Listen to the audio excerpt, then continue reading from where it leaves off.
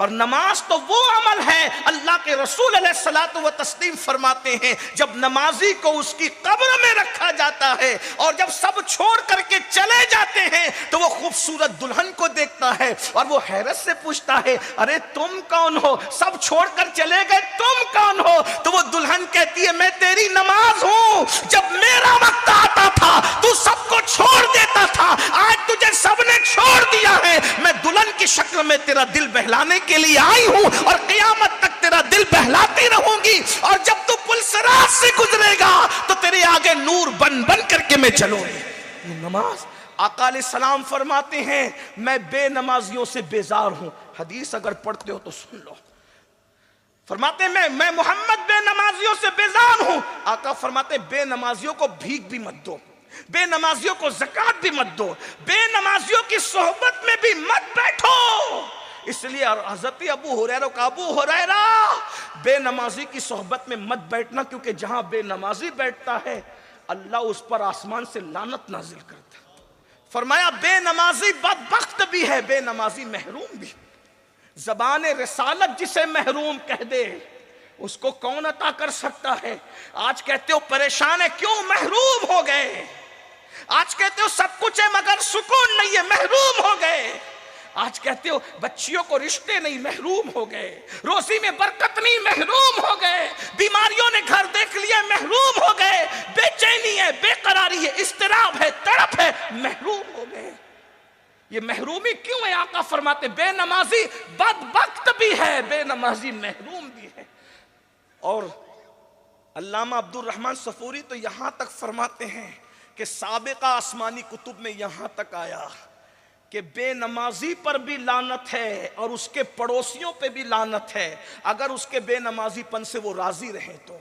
और अल्लाह फरमाता है, अगर मैं अपनी रहमत पर नजर न करता तो मैं बेनमाजी की 7 पुश्तों तक लानत करता। गौर फरमाए। और आज हमें नमाज, हम तो सोचते हैं अरे नमाज नहीं पढ़ेंगे तो क्या मुसलमान नहीं रहेंगे।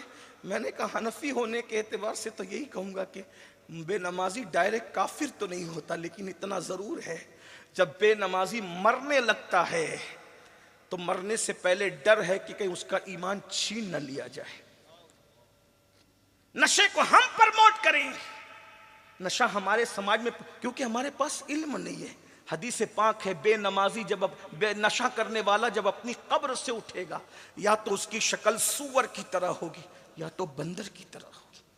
बल्कि यहां तक फरमाया गया, उलमा फरमाते जब नशा करने वाला मरेगा तो डर है कि वो भी काफिर होकर के मरेगा। बल्कि यहां तो मुझे एक वाकया याद आया जिसको अल्लामा इब्नुल जौजी ने लिखा। हजरत मालिकुद दीनार कहते हैं कि मेरा एक दोस्त था, मरते वक्त तो वो काफिर हो गया, और वो मुहद्दिस था, बड़ा मुहद्दिस था, आलिम था, खतीब था, काफिर हो गया। मुझे एहसास था कि ये काफिर आलिम, इल्म वाला मुहद्दिस काफिर कैसे हुआ। तो मैं अल्लाह से दुआ करता था, अल्लाह मुझे दिखा कि वो काफिर क्यों हुआ और काफिर हो के वो क्यों मरा। तो एक दिन वो ख्वाब में दिखा कि वो जहन्नम के अजाब में मुब्तला है। मैंने कहा सच बताना तू काफिर होके कैसे मरा। तो उसने जवाब दिया, मुझे एक ऐसी बीमारी लाहिक हो गई थी कि जिसका इलाज किसी के पास नहीं था। तो एक ईसाई हकीम ने मुझसे कहा, अगर तू साल में 1 मरतबा शराब का एक कटोरा पी लिया कर तो तेरी बीमारी दब जाएगी। शिफा तो नहीं मिलेगा लेकिन बीमारी दब जाएगी, तकलीफ कम हो जाएगी। तो तकलीफ की कमी के लिए मैं साल में 1 मरतबा छुप कर 1 कटोरा शराब पी लेता था। ये 1 कटोरा शराब साल भर में 1 मरतबा बतौर दवा पीने की नहूसत है कि जब मैं मरा तो काफिर होके मरा।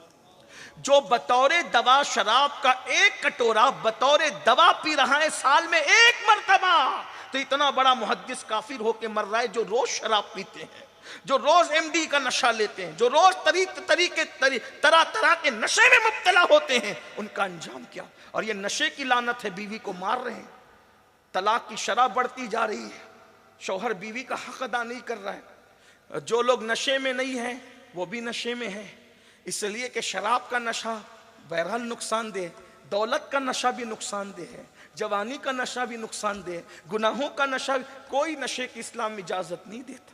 किसी को घमंड का नशा है, बीवी को मारता है, पीटता है, इल्म नहीं, उसको पता नहीं है कि बीवी पैर की जूती का नाम नहीं है, ना बीवी सर का ताज है, ना बीवी पैर की जूती। हमने लड़कों को कहते सुना, अरे पैर की जूती तो है बीवी, जब चाहे उतार देंगे। ये इस्लाम नहीं है। किसने कहा बीवी पैर की जूती? अगर इल्म होता। इसीलिए हम लोगों को कहते हैं टीवी पर चिल्लाने वालों, आप कहते हो मुसलमान तलाक देते, मैंने कहा उनको इल्म ही नहीं है इस्लाम का। आप चेक करके बताओ कितने उलमा ने जुल्म के तौर पे तलाक दिया है? नहीं बता सकते आप किसी सच्चे आलिम दीन का नाम कि उसने तलाक दी हो।